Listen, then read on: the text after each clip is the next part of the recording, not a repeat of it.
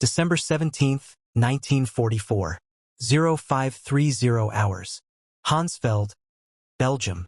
The Tiger tank's engine coughed, sputtered, then died. SS Sebastian Benura Joachim Peiper slammed his fist against the turret hatch, the metallic clang echoing through the pre-dawn darkness.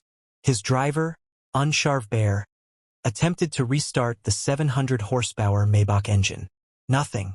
The fuel gauge read empty. Herr Oberneurav Bear called up from his compartment, his voice tight with barely controlled panic. The reserve tank is also dry. Peiper climbed down from his command tank, his boots crunching on the frozen Belgian soil. Around him, the most powerful armored spearhead the Wehrmacht had assembled for Operation Watch on the Rhine, the Ardennes offensive, sat motionless. 67 tanks, 149 half-tracks, and nearly 5,000 of Germany's most elite Waffen-SS soldiers, all paralyzed by empty fuel tanks.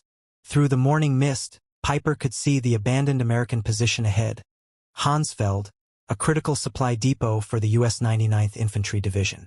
The Americans had fled so quickly they'd left fires still burning in oil drums, coffee still hot in metal cups, and there, lined up like a gift from the god of war himself, stood rows upon rows of jerry cans, thousands of them, the distinctive olive-drab American fuel containers. Peiper approached slowly, almost reverently. His adjutant Halbpeterführer Hans Gruller pried open one can and sniffed benzene Herr Oceanfuhrer high-octane gasoline as his men began the frantic work of refueling their vehicles. Peiper walked among the stockpile counting. The mathematics were staggering. 50,000 gallons, enough to fuel his entire Kammgruppe for the push to the Meuse River. Enough to potentially change the course of the offensive. The Americans had abandoned more fuel in this single depot than most German divisions had received in the past 6 months. But as Peiper stood among this bounty, watching his men pour American fuel into German tanks, a crushing realization settled over him like the morning fog. If the Americans could afford to abandon such quantities, if they could leave behind what Germany would guard with entire divisions, then this war was already over. Germany hadn't just miscalculated, Germany had fundamentally misunderstood the nature of its enemy. 6 months before Peiper's discovery at Honsfeld in June 1944, Albert Speer, Hitler's Minister of Armaments and War Production, had presented the Führer with a report that should have ended all offensive operations immediately. Germany's synthetic fuel production, the lifeblood of the Wehrmacht, had been systematically destroyed by Allied bombing. The Leuna works, which had produced 175,000 tons of fuel in April, managed only 5,000 tons by September. The Burgues hydrogenation plants at Pitz, Blehammer, and Brooks were operating at less than 10% capacity. The numbers told a story of inevitable defeat. In 1944, the United States produced 1.8 billion barrels of crude oil. Germany, including all synthetic production and captured Romanian fields, managed 33 million barrels, less than 2% of American production. The Third Reich was attempting to wage mechanized warfare with horse-drawn logistics. While America was drowning its armies in petroleum abundance, Major Friedrich Simmann of the Wehrmacht's Logistics Command had calculated that the Ardennes offensive would require 4.5 million gallons of fuel to reach Antwerp. Hitler allocated 5 million gallons, but only half was actually delivered due to transportation problems. The German High Command was betting the entire offensive on capturing enemy supplies, a strategy that revealed terminal weakness rather than strength. The Americans, meanwhile, had constructed a petroleum pipeline system across France called PLU, Pipeline Under the Ocean, and the Red Ball Express, a massive truck convoy system that delivered 12,500 tons of supplies daily to the front lines. By December 1944, American forces in Europe were consuming 1.2 million gallons of fuel per day and receiving 1.4 million gallons. They were accumulating reserves while fighting. Joachim Peiper was not a fool. At 29, he was one of the youngest regimental commanders in the Waffen-SS, holder of the Knight's Cross with oak leaves and swords, veteran of the Eastern Front, where he had learned that in modern warfare, fuel was more precious than ammunition. His Kampfgruppe had been designated the Schwerpunkt, the decisive point of the entire Ardennes offensive. On December 14th, 2 days before the offensive, Peiper attended the final briefing at Tondorf. General Sepp Dietrich, commanding the 6th SS Panzer Army, was blunt. You will have enough fuel to reach the Meuse if you capture American supplies.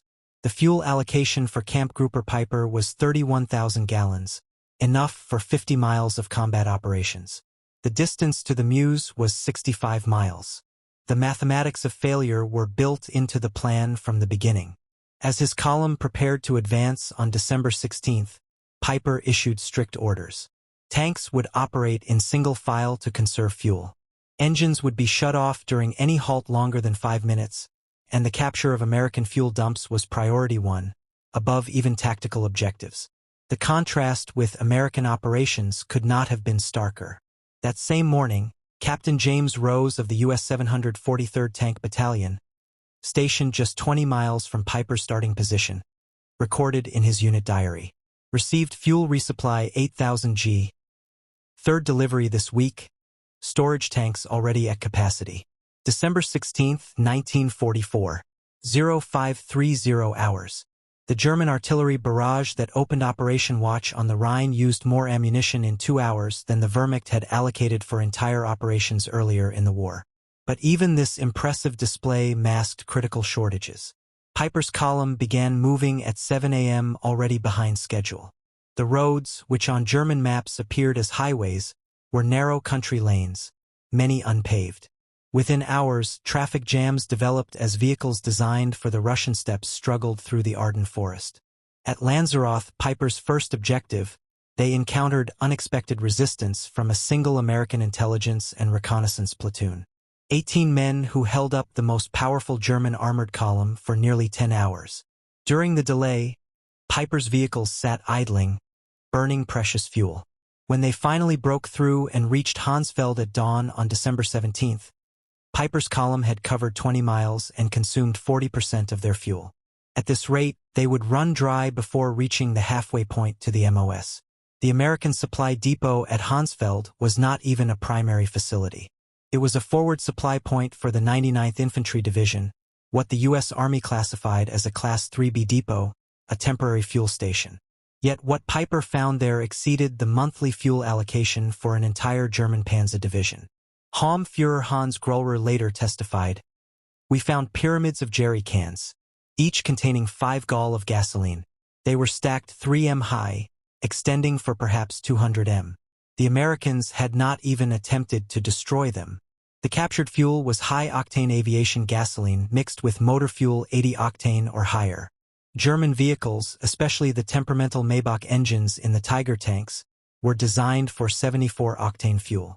The American gasoline was actually too good, causing engine problems in several German vehicles. As Peiper's men refueled, they made more discoveries.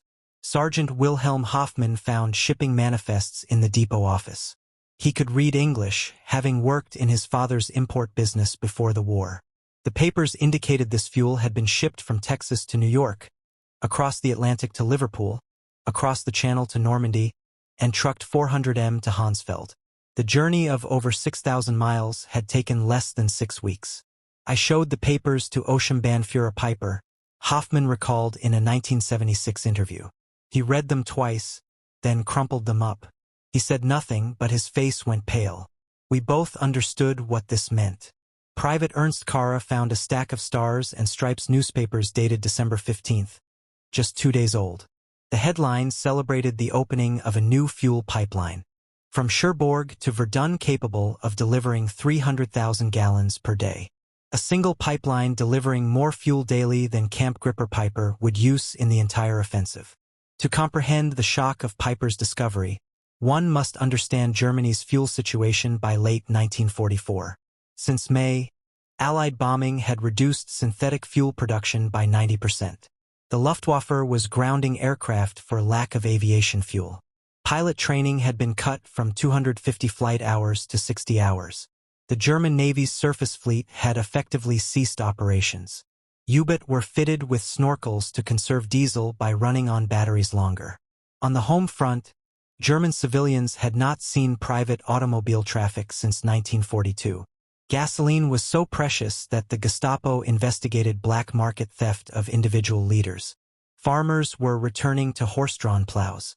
Meanwhile, the United States was producing 67% of the world's oil.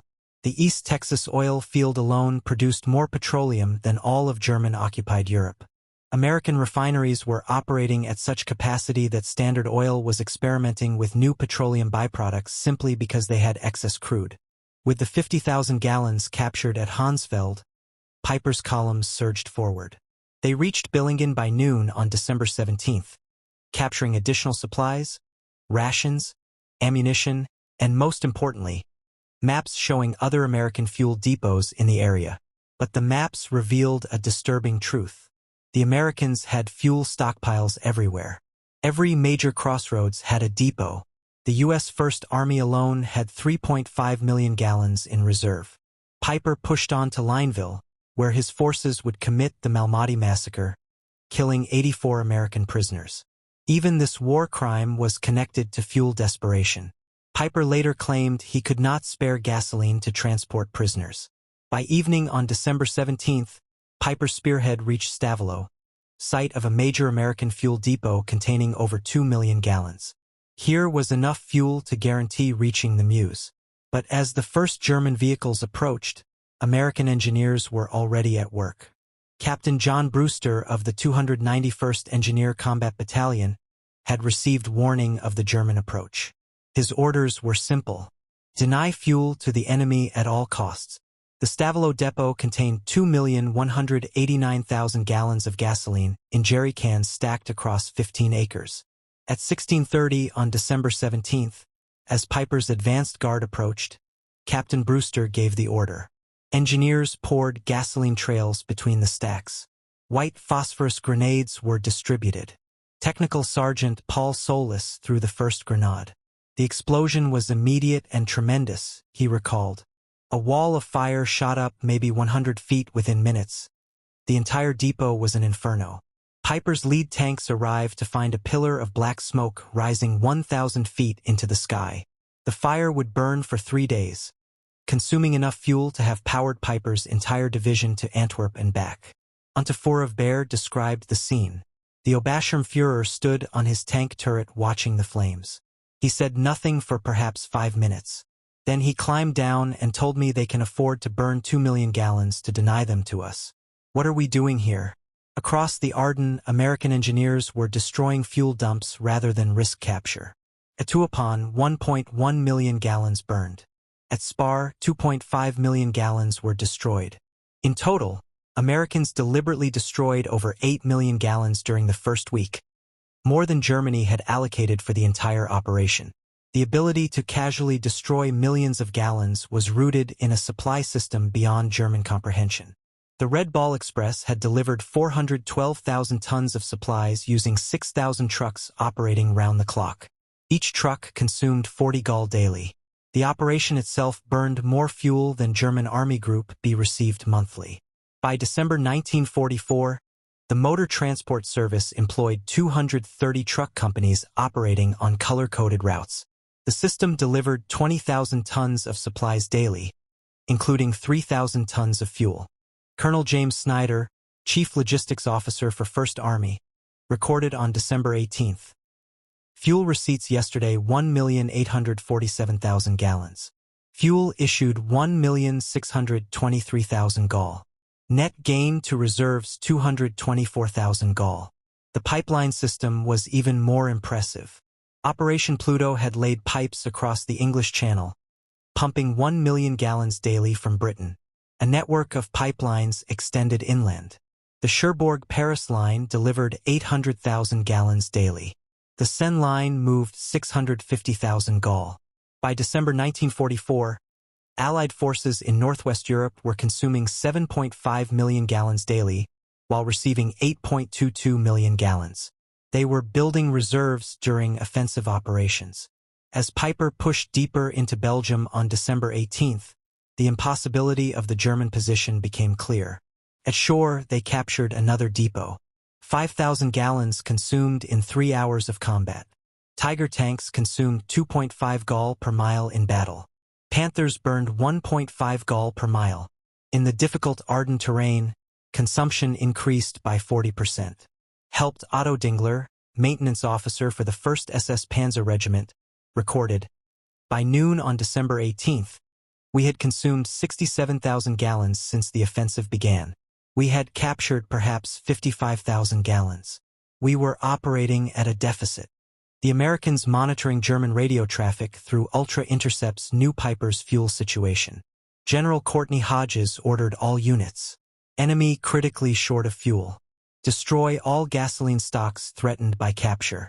That same day, American C-47S flew 316 sorties, delivering supplies to Bastonia, including 160,000 gall of fuel. Americans were flying more fuel to a surrounded garrison than Peiper's entire Kammgruppe possessed. By December 19th, as Peiper's forces engaged defenders at Stoumont, the fuel crisis had become critical. Tanks were being abandoned with empty fuel tanks rather than from battle damage. Peiper consolidated his remaining fuel, perhaps 8,000 gallons, enough for one engagement or retreat, but not both. Meanwhile, Allied planners were preparing for January operations. Brigadier General Maurice Gilland requested 245 million gallons for the coming month. The request was approved without discussion. The contrast extended beyond quantity. American vehicles were standardized for efficiency. Sherman tanks consumed 0.8 gall per mile versus the Tiger's 2.5. American trucks got 8 m per gallon fully loaded. Parts were interchangeable, maintenance simplified. German forces operated a bewildering array of captured and manufactured vehicles with different requirements. French tanks needed different oil than German Panthers. Soviet trucks required different parts than German Opels. Each complication multiplied logistical difficulties. On December 20th, Peiper received a radio message. Fuel convoy destroyed by Allied aircraft. No resupply possible. Continue with available resources. Peiper called his commanders together. Sturmbannführer Verepertka was blunt. We have fuel for perhaps 20 kilometers. The Meuse is 30 kilometers away. According to H.T. Mora-Gruler's testimony, the Oberscharmbannführer said, "Gentlemen, we have discovered we are fighting an enemy who burns more fuel to deny it to us than we received for this entire operation. What we captured at Honsfeld, which seemed miraculous, was nothing to them. We cannot win." This realization was spreading. General Otto von Manteuffel, commanding 5th Panzer Army, later wrote, "When I learned Americans had destroyed 8 million gallons rather than risk our capturing it, I knew the offensive had failed before it began." Colonel Friedrich von Donder, captured December 23rd, told interrogators, "Your soldiers throw away chocolate. My men haven't seen chocolate in 2 years. You burn millions of gallons. We measure by the liter. How can we fight such abundance?" By December 21st, Peiper was surrounded at Lays, his tanks immobile. American forces surrounding him, 31st Infantry Division, 82nd Airborne, 3rd Armored, had a combined fuel allocation of 340,000 gallons for December 21st alone. Peiper had perhaps 1,000 gallons. Private First Class Richard McKinney wrote home, "We've got Germans surrounded who ran out of gas. Our captain jokes we use more fuel heating coffee than they have for tanks." The American response demonstrated industrial warfare at its peak. Patton's 3rd Army pivot north required 350,000 gallons just for redeployment. Considered impossible by German standards, yet accomplished in 3 days. December 23rd brought clear weather. Allied aircraft flew 2,000 sorties, each burning fuel at rates that would have grounded the Luftwaffe for weeks. P-47S consumed 300 gall per hour. B-26S burned 200 gall hourly. 1 day's air operations consumed more than Germany's entire offensive allocation. On the night of December 23rd to 24th, Peiper abandoned his vehicles and escaped on foot. Of 119 tanks and assault guns that began the offensive, 39 remained operational but immobilized. These were destroyed with remaining ammunition. Oberreiter Heinz Gals described the scene. "We drained the last fuel from all vehicles, maybe 200 gall total. The Obstinführer personally destroyed his command tank. Millions of Reichsmarks of equipment destroyed by empty fuel tanks. Of 5,000 men who began with KF Gruppe Peiper, approximately 770 returned.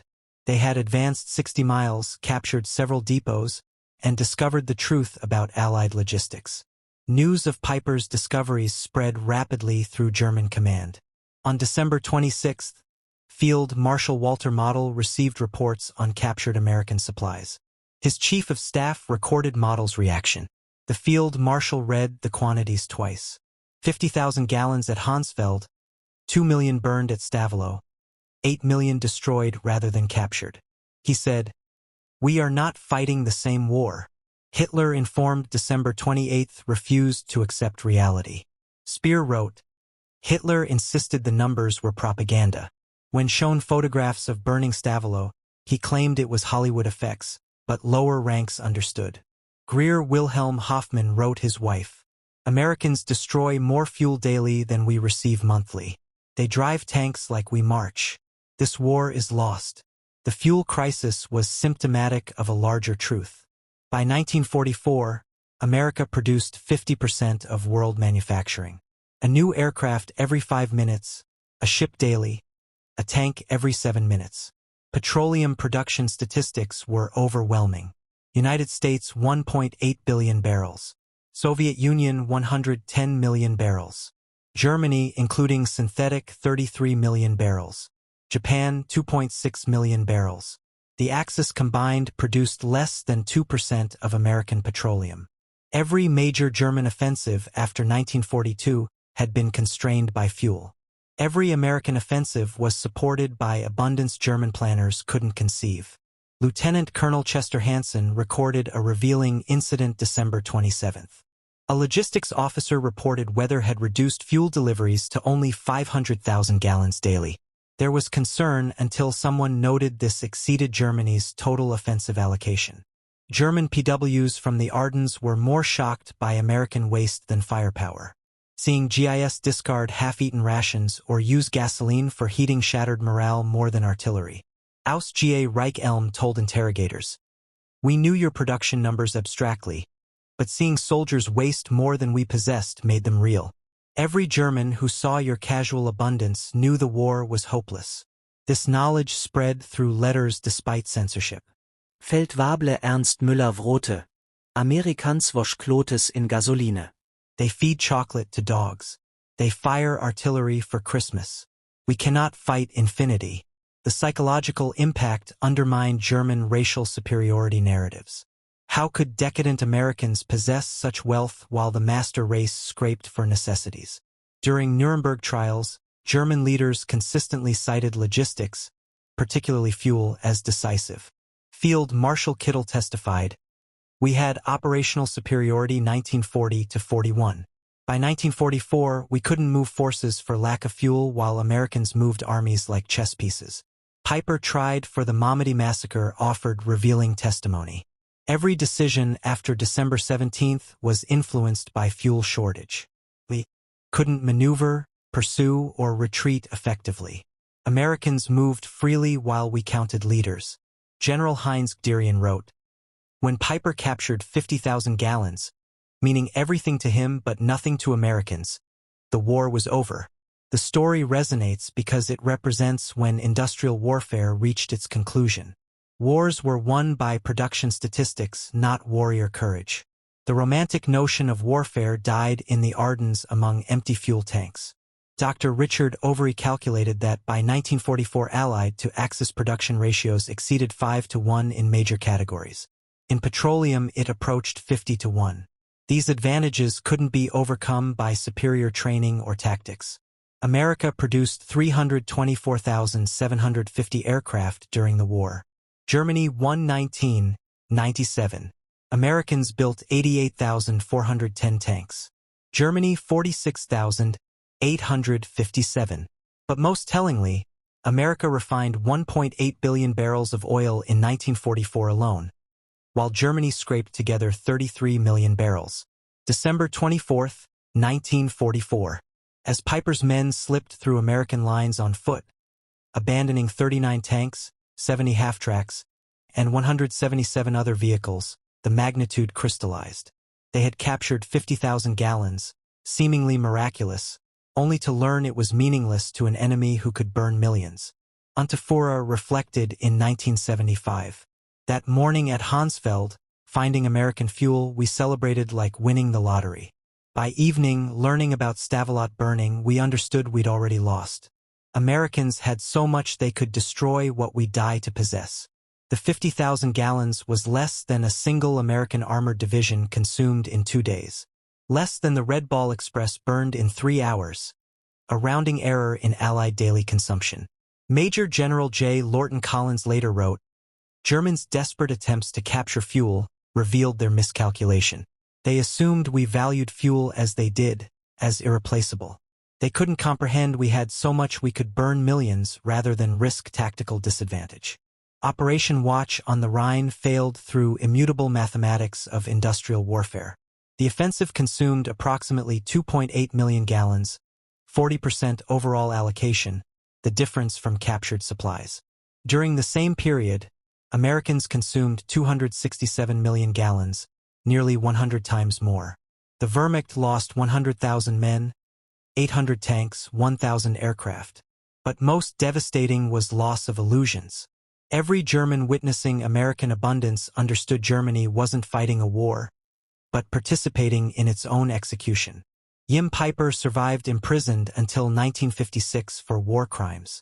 On July 14, 1976, he was murdered at his French home by unknown assailants. But in 1967, he told historian Henry Lehman, finding that depot was the worst thing. If we'd run out earlier, we might have retreated with dignity. Instead, we discovered Americans had oceans while we had drops. We discovered impossibility. The lesson extends beyond World War II. In industrial warfare, logistics supersedes tactics. Production overwhelms courage. Abundance defeats dedication. The German soldier of 1944 was arguably better trained and more experienced. It didn't matter. Americans were backed by an industrial machine that could waste more than Germany could produce. This truth was encoded in every jerry cannon at Honsfeld, every gallon burned at Stavelot, every pipeline across France. Wars between industrial powers would be won by factories and refineries, not brilliant generals. Colonel Trevor Dupuy calculated that in December 1944, each American soldier was supported by 67 of supplies daily. Each German received 3 pounds. Americans complained about waste. Germans would have considered American waste unimaginable abundance. In 1984, 40 years after the battle, veterans gathered at Lays. The museum displays Peiper's Tiger tank, still positioned where it ran out of fuel. December 23, 1944. Former Unratia Karl Wortmann stood beside the tank with former Staff Sergeant Roy Anderson of the 30th Infantry Division. "We always wondered why you stopped," Anderson said. "We thought it was tactical." Wortmann laughed bitterly. "We stopped because tanks were empty. You burned millions. To keep it from us. How could we fight that?" Anderson was quiet, then said, "We never knew you were that short. We had so much we never thought about it." That exchange captured December 1944's truth. One side measured by the gallon, the other by millions. One fought for each jerry can, the other burned oceans. The outcome was predetermined. German records provide damning evidence. Army Group B's War Diary, December 1944. December 16th, offensive begins. Fuel 70% of minimum. December 17th, Peiper captures 50,000 gallons. December 18th, multiple depots destroyed. 5+ million gallons lost. December 19th, fuel critical units immobilized. December 24th, Peiper abandons vehicles. Fuel exhaustion. Meanwhile, 1st Army reports December 16th, reserves 3.7 million gallons. December 17th, 2.2 million destroyed. December 18th, 1.8 million received. December 24th, reserves 4.1 million. Americans treated millions with indifference, Germans reserved for individual cans. Beyond quantity, American fuel represented technological superiority. American refineries perfected catalytic cracking, producing higher octanes more efficiently than German hydrogenation. American 100-octane aviation fuel gave aircraft performance advantages over German planes running 87-octane synthetic. Americans perfected additives Germany couldn't replicate. Tetrathyled, ethylene, diramide detergents. German engines designed for lower quality often ran poorly on captured American gasoline. Fuel shortage shaped every soldier's experience. Gerrit Hans Müller recorded December 20th march 30 kilometers. No fuel for trucks past abandoned American vehicles with engines running for warmth. They leave engines running. We marched through snow. Medical services were crippled. Ambulances couldn't evacuate wounded. Hospitals couldn't run generators. Men died waiting for transportation that never came. Oberarch Dr. Wilhelm Kirsting testified, "We had excellent surgeons, supplies captured from Americans, but no fuel for ambulances. Men died who could have been saved with 10 kilometers transport." The discoveries shattered German propaganda about American weakness.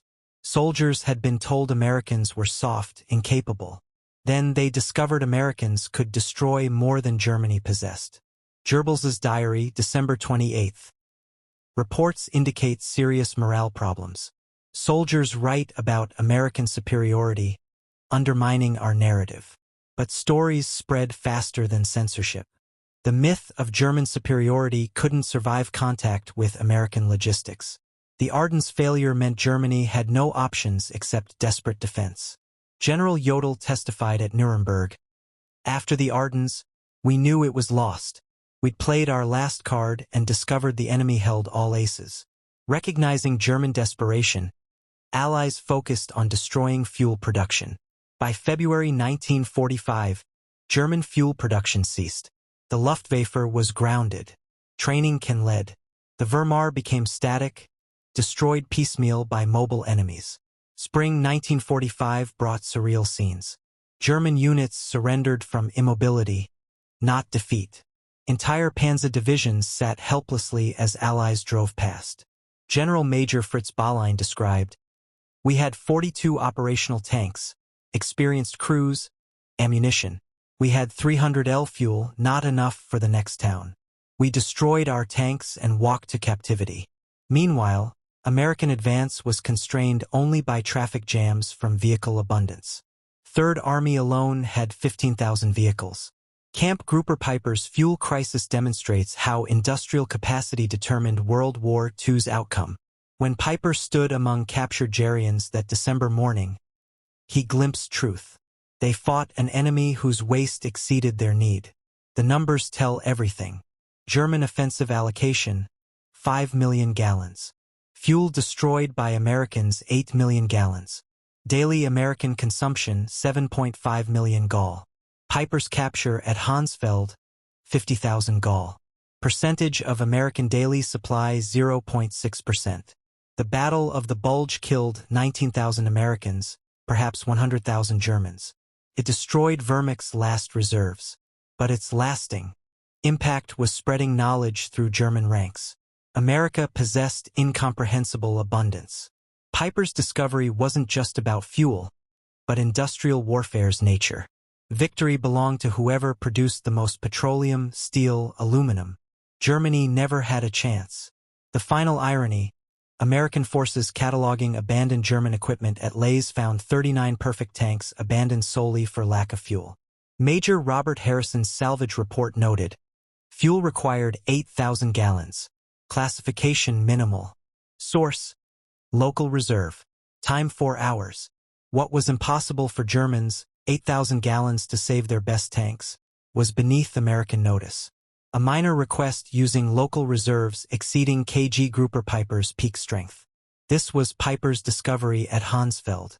Not just that America had more fuel, but that American abundance operated on a scale making German scarcity irrelevant.